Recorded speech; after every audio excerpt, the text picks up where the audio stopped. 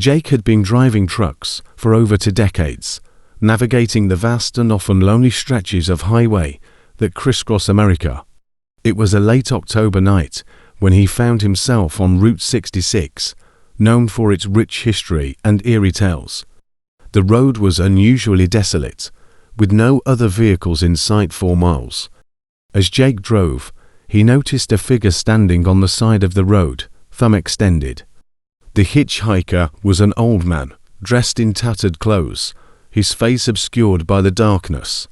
Jake, despite his better judgment, decided to pull over. He rolled down his window and asked the man where he was headed. "Just down the road a bit," the hitchhiker replied, his voice a raspy whisper. Jake nodded and unlocked the passenger door. The old man climbed in, and Jake resumed his journey. They drove in silence for a while, the only sounds being the hum of the engine and the occasional rustle of wind against the truck's frame. After a few minutes, Jake glanced at his passenger, intending to make some small talk, but the seat was empty. He slammed on the brakes and looked around frantically, but there was no sign of the hitchhiker. The passenger door was still locked, and there was no way he could have simply vanished. Shaken, Jake continued driving, his mind racing with thoughts. It wasn't until he reached a truck stop that he dared to share his experience. An old-timer at the counter listened intently and then nodded slowly. "You met the Phantom Hitchhiker," he said. "Legend has it he's been roaming these parts for decades, appearing and disappearing without a trace."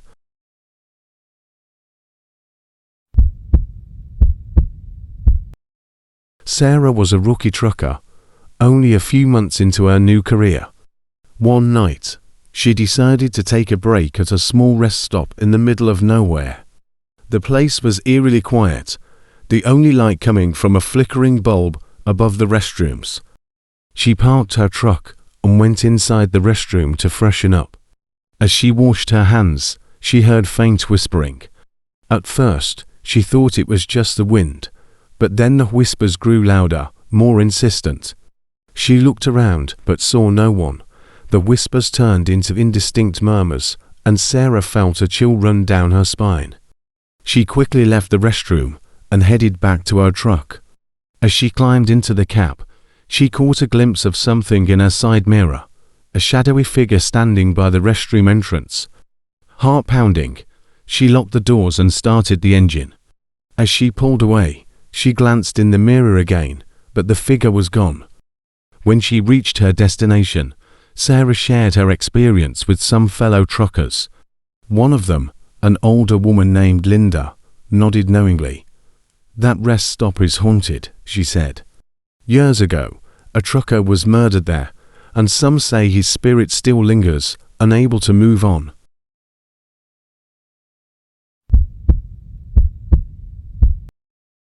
Mark was part of a small convoy, 3 trucks in total, transporting goods across a remote desert highway. They had been driving 4 hours, and the monotonous landscape was starting to wear on them.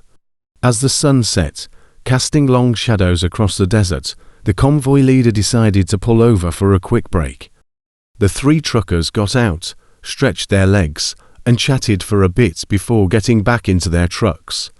As they resumed their journey, Mark noticed something strange. The taillights of the truck ahead of him seemed to flicker and then vanish. He grabbed his radio and called the lead trucker. "Hey, did you see that? Jim's lights just disappeared." There was no response. Mark tried again, but still, nothing. Panic set in as he realized both trucks had vanished from sight and radio contact. He pulled over and scanned the horizon with his binoculars, but saw only darkness. Unsure of what to do, Mark continued driving, hoping to catch up to his friends. Hours passed, and dawn began to break, but there was no sign of the other trucks. When he finally reached the next town, he reported the incident to the authorities. A search was conducted, but no trace of the other trucks or drivers was ever found. To this day, Mark is haunted by the disappearance of his convoy, and some say the desert claimed them, swallowed by an unseen force that defies explanation.